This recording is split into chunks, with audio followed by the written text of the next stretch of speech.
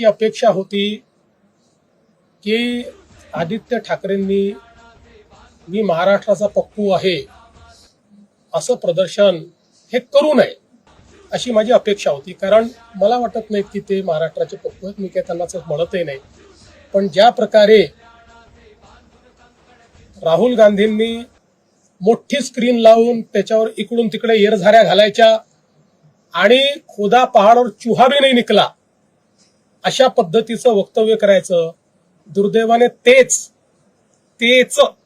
काल या ठिकाणी आदित्य ठाकरेंनी केलेलं आहे.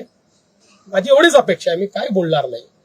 त्याची उत्तरं इलेक्शन कमिशनने दिलेली आहेत. त्या संदर्भात इलेक्शन कमिशनने चॅलेंज देऊन ते कुठलाही त्या ठिकाणी योग्य पुरावा देऊ शकले नाहीत.